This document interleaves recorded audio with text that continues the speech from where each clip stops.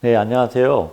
최소 성취 수준 진술 방법과 문항 개발 강의를 맡게 된 갈매고등학교 교사 김태호라고 합니다. 만나서 반갑습니다.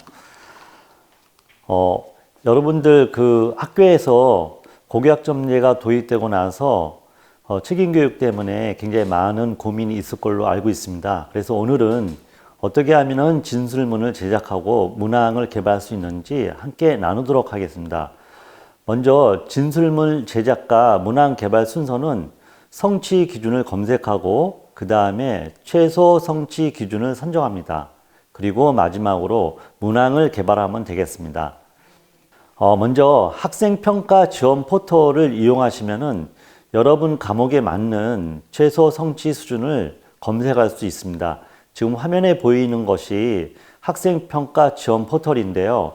여기에 보시면은 여러분 과목을 검색할 수 있는 칸이 있습니다. 그래서 고등학교를 클릭하시고 그 다음에 1에서 3학년 그 다음에 여러분의 과목을 선택하시면은 최소 성취 기준을 검색할 수 있습니다. 저는 샘플로 통합과학을 한번 검색해 봤는데요. 총 32건의 성취 기준이 나와 있는 걸 볼 수 있습니다. 오른쪽에 보시면은 50개씩도 볼 수 있고 100개씩도 볼 수 있습니다. 편하게 작업을 하시려면은 100개씩 선택해서 보시면 되겠습니다. 먼저 통합과학에서 어떤 내용이 있는지 한번 살펴보도록 하겠습니다. 먼저 첫 번째 나온 것은 물질의 규칙성인데요. 제일 처음부터 학생들이 매우 어려운 내용이 나오기 때문에 상당히 부담 있는 건 사실입니다. 빅뱅 이론부터 시작해서 이온 결합과 공유 결합까지 등장하기 때문에 학기 초에 학생들이 너무 학습에 흥미를 잃지 않도록 다양한 수업 방식을 사용하는 게 좋겠습니다. 두 번째는 자연의 구성물질입니다. 여기서는 지각과 생명체 구성물질의 규칙성을 탐구하는 내용입니다. 그 다음 내용은 시스템과 상호작용입니다. 역학, 그 다음에 지구 시스템, 생명 시스템. 역학 시스템은 중력과 자유낙하, 운동량과 충격량을 다룬 내용이고요. 지구 시스템은 기권과 수권, 그 다음에 생명 시스템은 생명과학에 대한 내용입니다. 세포막, 세포 소기관, 그 다음에 물질대사, 유전자와 단백질까지 각각 물리와 지구과학, 그 다음에 생명과학에 대한 내용이 등장하게 됩니다. 세 번째는 변화와 다양성인데요.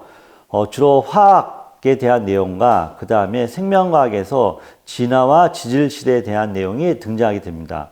화학에 대한 내용은 산화와 환원이고요. 삼성과 염기성 그리고 중화 반응에 대한 내용이 되겠습니다. 생물 다양성에 대해서는 진화의 내용이 등장하는데요. 진화의 개념이 언뜻 보기엔 쉽지만 그 세부적인 내용으로 들어가면은 굉장히 복잡한 과정이 나오기 때문에 이 내용도 학생들이 오해하지 않도록 잘 지도할 필요가 있겠습니다. 네 번째는 환경과 에너지입니다. 생태계와 환경 파트가 있고요. 발전과 신재생 에너지가 있습니다. 생태계에는 모든 학생들이 관심 갖는 분야인데요. 최근에 지구 온난화부터 시작해서 여러 가지 자연재해가 일어나기 때문에 여러 사례를 소개시킨다면은 학생들이 관심을 갖고 열심히 프로젝트 수업을 할 수 있는 내용들이 많습니다. 그 다음에 마지막 단원인 발전과 신재생에너지는 요즘 굉장히 뜨거운 이슈가 되고 있는 에너지를 어떻게 인류가 획득할 것인가에 대한 이야기입니다. 여기는 태양 에너지도 있고 핵발전, 태양광 발전, 신재생 에너지까지 굉장히 다양한 내용을 다루고 있습니다. 자, 그러면은 성취 기준이 대략 몇 개씩 있는지 한번 살펴보도록 하겠습니다. 1단원에 나오는 물질의 규칙성과 결합에서는 5개의 성취 기준이 나옵니다.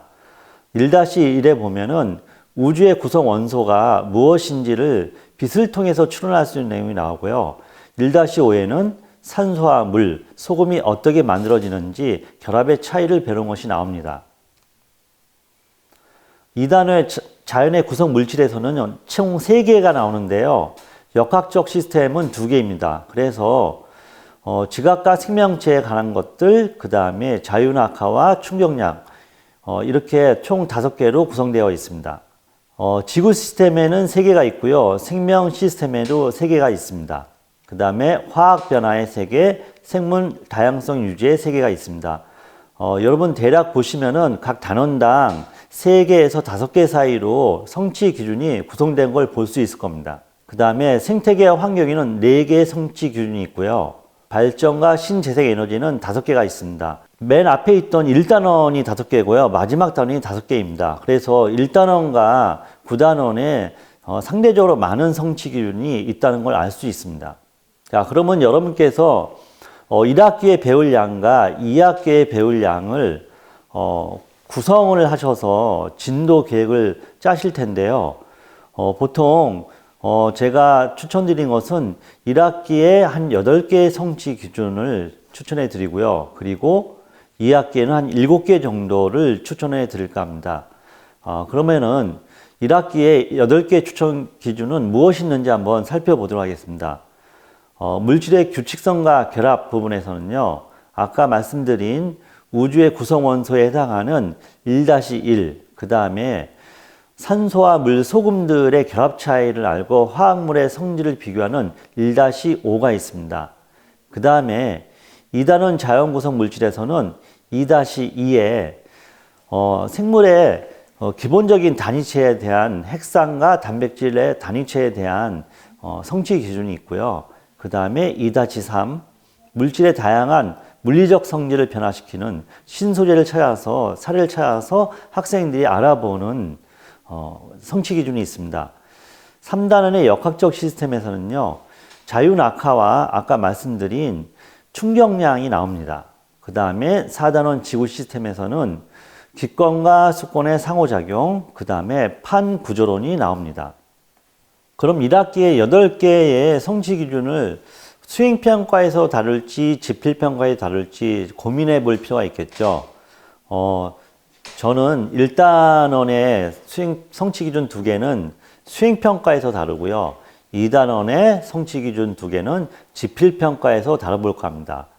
3단원의 역학적 시스템은 지필평가에서 다루고요. 4단원의 지구 시스템도 지필평가에서 다루는데 한 가지는 수행해서 다루도록 하겠습니다. 이거는 꼭 제가 제시한 것처럼 하지 않으셔도 되고요. 여러분께서 한번 통합과학을 가르치는 교과 선생님들하고 상의하셔가지고 어떤 내용을 수행으로 할지 어떤 내용을 지필로 할지 결정하시면 될 것 같습니다. 2학기에도 어떻게 할지 제가 한번 추천해 드리는 건요. 생명 시스템은 수행평가에서 다루고 그 다음에 유전자와 단백질의 관계는 상당히 내용이 어렵기 때문에 지필평가에서 다루도록 한번 설계를 해봤습니다. 화학 분야에서는 규칙성에 대한 것은 지필평가, 그 다음에 생활 주변 물질을 산과 염기로 구분하는 것은 상대적으로 학생들이 조사 과정을 통해서 할 수 있기 때문에 수행평가에서 다루도록 하겠습니다. 생물 다양성 유지는 지필평가, 생태계와 환경은 수행평가, 그리고 마지막 단원인 신재생에너지 파트는 수행평가에서 다루는 걸로 한번 설계해 봤습니다. 이처럼 여러분께서 성취 기준을 몇 개를 선택할 것인지도 교과 협의를 통해서 한번 잘 협의해 볼 필요가 있겠습니다. 학교의 교육 여건과 그 다음에 학생의 수준에 따라서 성취 기준을 더 많이 선택할 수도 있고요. 좀 더 줄일 수도 있을 것 같습니다. 그러면은 성취 수준 진술문을 어떻게 해야 하는지 한번 살펴보도록 하겠습니다. 화면에 보시면은 1-1의 내용이 있고요. 제가 이제 아까 수행으로 한다고 했기 때문에 빨간색으로 수행이라고 표시하는데, 여기에 진술문이 우주 전체에 가장 많은 원소가 수소와 헬륨임을 말할 수 있다. 이렇게 되어 있습니다. 이것은 2015 개정교육과정에서 정한 진술문인데요. 평가 기준 중에서 상중, 하 중에서 하에 해당하는 것입니다. 물론 꼭 이대로 갈 필요는 없습니다. 하지만 평가 기준 상중, 하 중에서 하에 해당하는 내용으로 여러분께서 진술문을 결정하시면 될 것 같습니다. 1-5에 있는 산소와 물, 소금에 대한 결합의 차이에 대해서는 성취 수준 진술문이 이렇게 되어 있습니다. 이온 결합 물질과 경유 결합 물질이 액체 또는 수용액 상태에서 전기 전도성의 차이에 따라 어떤 차이가 있는지 말할 수 있다. 상당히 내용이 쉽지 않죠. 그래서 이런 내용 같은 경우에는 프로젝트로 할지 아니면 자료 조사를 할지 또 지필에 출제하게 된다면은 어떤 다양한 자료를 제시할지 한번 생각해 볼 필요가 있겠습니다. 2-2는 수행인데요. 단백질과 핵산의 기본적인 단위체가 아미노산과 뉴클레오타이드라는 것을 말하는 것입니다. 그 다음에 2-3은 역시 수행인데 신소재가 일상생활에서 어떻게 사용되는지 여러 가지 사례를 제시하는 내용입니다. 그 다음에 3-1은 역시 수행인데요. 중력이 작용할 때 나타나는 운동 사례입니다. 이것은 여러 가지 다양한 사례를 갖다가 실제 실험이라던가 아니면은 학생들이 활동을 통해서 이해할 수 있기 때문에 수행으로 한번 선택해 봤고요. 3-2의 충격량과 운동량은 약간의 계산과 이론적인 이해가 필요합니다. 그래서 지필평가의 진술문을 기입해서 평가하는 걸로 설계해 봤습니다. 4-2는 기권과 수권의 상호작용인데요. 생각보다 학생들이 기권과 수권의 상호작용의 예를 어렵게 이해할 수 있습니다. 그래서 다양한 활동이나 아니면은 모듬에서 협력 활동을 통해서 이해할 수 있도록 수행으로 한번 설계해 봤습니다. 판 구조로는 굉장히 다양한 이론이 등장하게 되는데요. 지구의 구조도 이해해야 하고 또 어떻게 판이 이동하는지 물리적인 성질, 그 다음에 화학적인 성질도 이해해야 하기 때문에 지진대와 화산대 분포를 판의 경계와 관련지어서 설명하는 수준으로 진술문을 한번 만들어 봤습니다. 마찬가지로 2학기 때에도 5-1의 수행에서는 생명 시스템의 기본 단위인 세포에 대해서 설명을 해놨고요. 6-3의 수행에서는 생활 주변에서 산과 연기가 어떤 물질이 있는지 진술문을 만들어 봤습니다. 진술문을 먼저 정하는 게 왜 중요하냐면요. 최소 성취 수준 진술문이 정해져 있지 않으면은 선생님들께서 수업 시간에 어떠한 내용을 강조하고 또 어떠한 내용에서 학생들이 어려워하는지를 계속해서 피드백하면서 수업을 설계를 하는데 도움이 되기 때문입니다. 만약에 진술문을 먼저 만들어 놓지 않는다면은 나중에 뒤늦게 학생들이 어떤 부분에 어려워하는지를 발견하기 때문에 그때 된다면은 미수를 예방할 수 있는 시간이 굉장히 줄어들게 됩니다. 그래서 최소 성취 수준 진술문을 미리 산정하는 것이 굉장히 중요하다고 말씀드릴 수 있겠습니다. 그러면은 수행을 통해서 어떻게 진술문을 갖다가 적용할 수 있는지 한번 사례를 살펴보도록 하겠습니다. 제가 구한 영상은요, YTN 사이언스에서 궁금한 이야기라는 이야기 있는데요. 여기에 보면은 우주의 태초인 빅뱅에 대한 이야기가 나오기 시작합니다. 사실 빅뱅의 시작과 그 다음에 어떻게 수소와 헬륨이 생기는지 이 과정을 이해하는 것은 쉽지 않습니다. 그래서 제가 영상을 통해서 학생들이 자연스럽게 여러 번 반복을 통해서 이해할 수 있도록 한번 설계를 해봤습니다. 자, 영상을 보시면은 여러 가지 선생님들이 질문을 만들 수 있는데요. 제가 질문을 상중하 정도로 한번 만드는 예시를 한번 보여드리겠습니다. 영상에 나온 내용은요. 첫 번째가 물질은 없고 에너지만 있는 상태, 팽창이 억제된 상태라는 그 이야기가 나옵니다. 두 번째는 중력과 전자기력이 분리되기 하는 시작이 10의 마이너스 35승으로 나옵니다. 이때부터 우주가 팽창하기 시작하는 것이죠. 세 번째는 쿼크와 렙톤이 뭉치는 시점, 최초로 수소가 탄생하는 이야기가 나옵니다. 네 번째는 다양한 입자 사이를 오가는 에너지가 어떻게 탈출해서 최초의 빛이 되고 또 이것이 우주 배경 복사로 지구에서도 관측 가능한지 이야기가 나옵니다.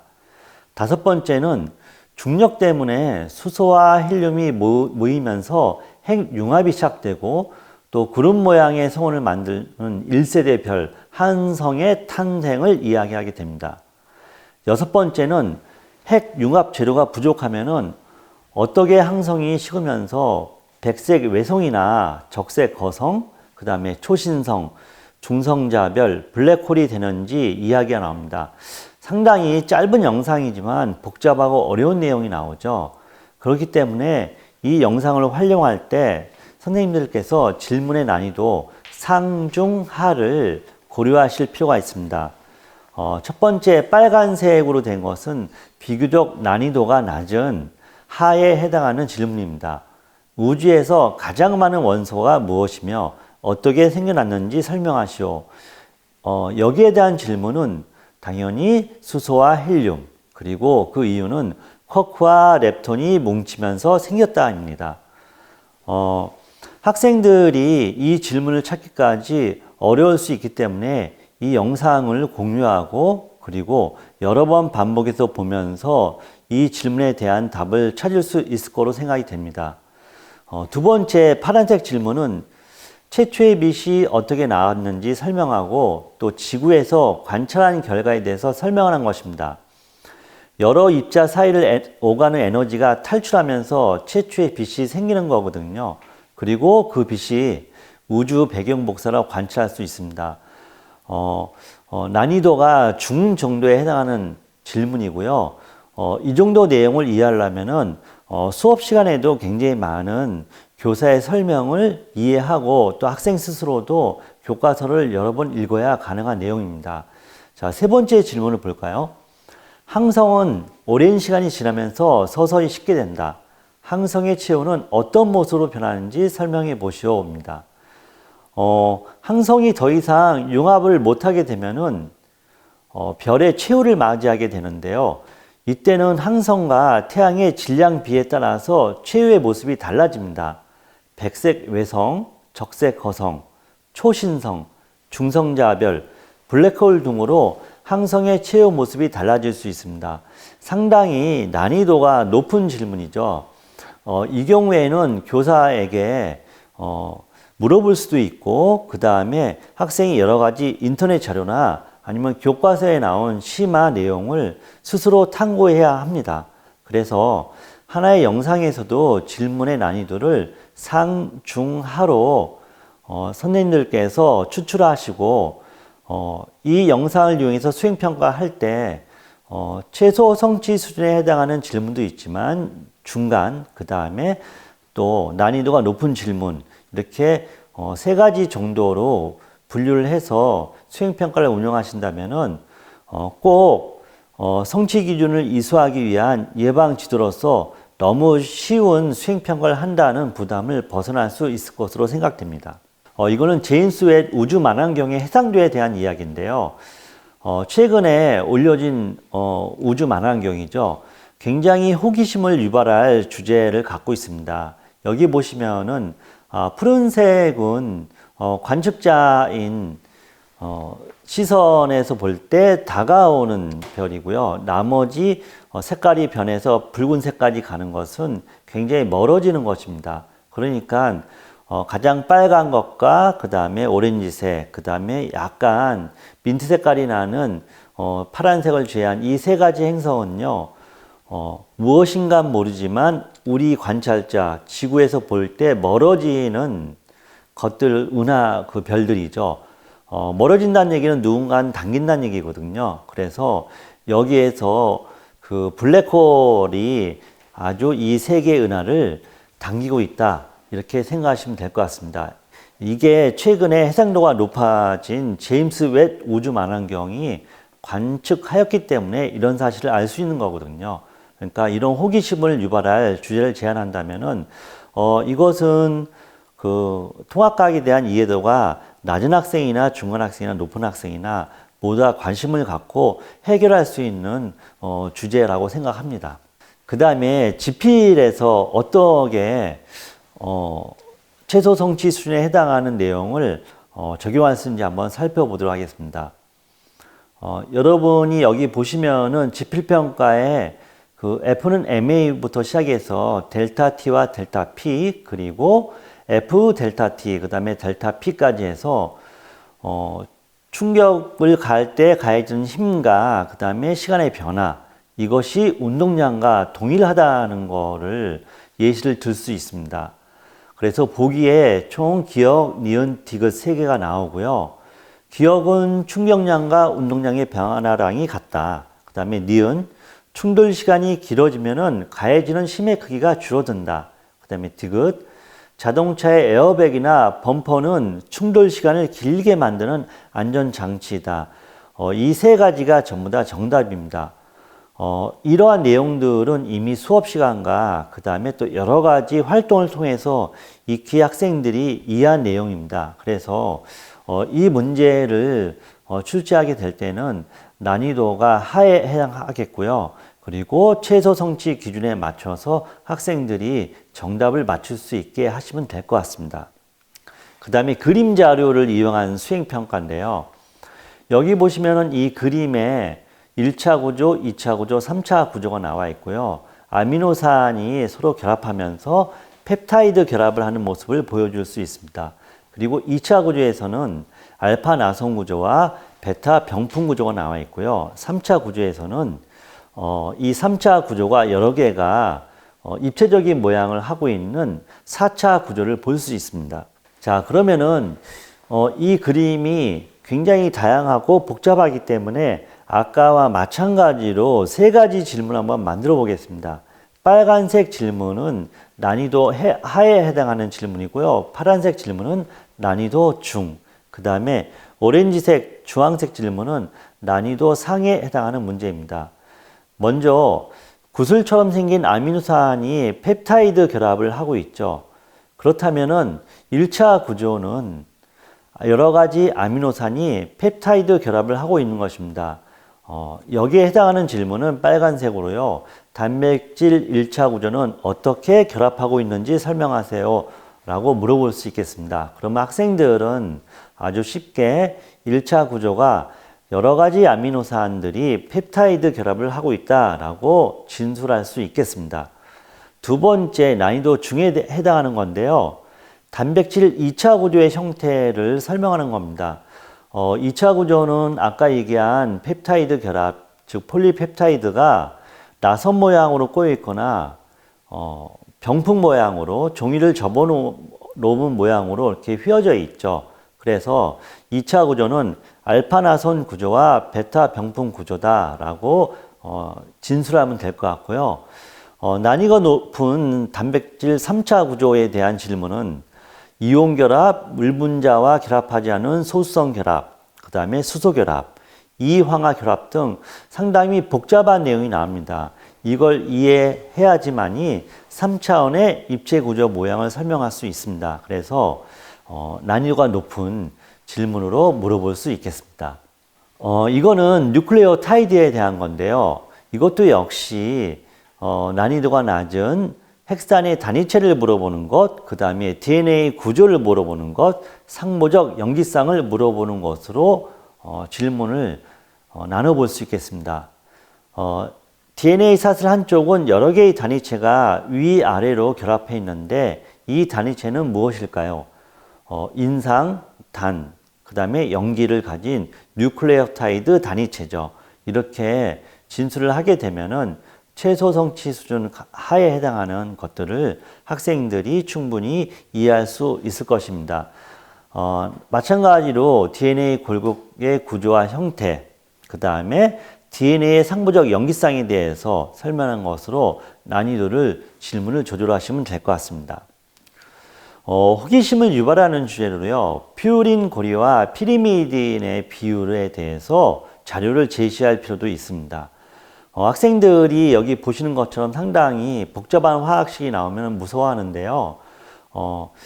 이런 것들이 익숙하지 않기 때문이죠. 그래서 여러 가지 이런 물질이 나오게 된 유래를 설명한다면 좀 더 이해가 쉬울 것 같습니다. 퓨린은 벌집처럼 생긴 구조가 2개가 붙은 건데 순수한 오줌, 퓨린 유린에서 추출했기 때문에 퓨린이라는 이름이 붙은 거죠. 이렇게 학생들의 호기심을 유발하면서 9번째 질소에 여러 가지 물질이 붙어서 다양한 것들이 생긴다라고 설명하시면 좋겠습니다. 아홉 번째 질소에 취한 유도체의 대표적인 것은 ATP입니다. ATP는 우리 생명을 여러 가지 물질대사나 아니면 화학 반응을 유도하는 데 사용되는 에너지죠. 그래서 ATP가 퓨린의 유도체라는 걸 설명하면 학생들이 이해가 쉬울 것 같고요. 그 다음에 DNA 연기를 살펴보다 보면은 퓨린과 피리미딘이 거의 동일한 양으로 나타나는 걸 볼 수 있습니다. 이것은 퓨린이 자가 억제 기능이 있기 때문에 그렇습니다. 자가 억제 기능은요, 퓨린이 스스로 생성하는 효소를 저해하기 때문입니다. 그러니까 어느 정도 퓨린이 만들어지면은 더 이상 만들어지지 않는 것이죠. 또 반대로 피리미딘을 활성화시키는 효소로도 작용을 합니다. 그래서 퓨린은 굉장히 재밌게도 자기 스스로를 갖다가 더 이상 만들어지지 않게 하는 효소 역할도 하면서 동시에 피리미딘 생성 효소를 활성화하는 역할도 하게 됩니다. 자, 그 다음에 협력 활동을 통해서 하는 수행을 한번 살펴보도록 하겠습니다. 협력 활동을 할 때 가장 중요한 것은 적절한 역할을 분담하는 것이죠. 학생들이 주사할 내용은 총 6가지 정도입니다. 반도체, 초전도체, 액정, 그 다음에 네오디움 자석, 탄소 나노튜브, 자연 모방 신소재 등이 있습니다. 조사하는 방법은요, 인터넷을 이용할 수도 있고요, 도서관에 가서 책을 찾아볼 수도 있습니다. 하지만 중요한 거는 인용과 출처를 밝히는 게 굉장히 중요합니다. 그리고 학생들이 발표할 때 슬라이드 PPT 만드는 거 굉장히 어려워합니다. 그래서 아주 간단한 기능이 있는 구글 슬라이드를 만드는 것을 추천해 드립니다. 학생들에 따라서는 여러 가지 PPT를 만드는 소프트웨어를 사용할 수도 있습니다. 미리 캔버스부터 시작해서 여러 가지 소프트웨어가 있는데요. 유료도 있고 무료도 있습니다. 그래서 이럴 때는 무료로 사용할 수 있는 소프트웨어를 추천해 주었으면 좋겠습니다. 역할 나눔은요, 자료를 어떻게 조사할지, 그 다음에 어떻게 발표물을 작성할지, 그 다음에 어떻게 발표할지에 대해서 역할을 나눠주면 좋겠고요.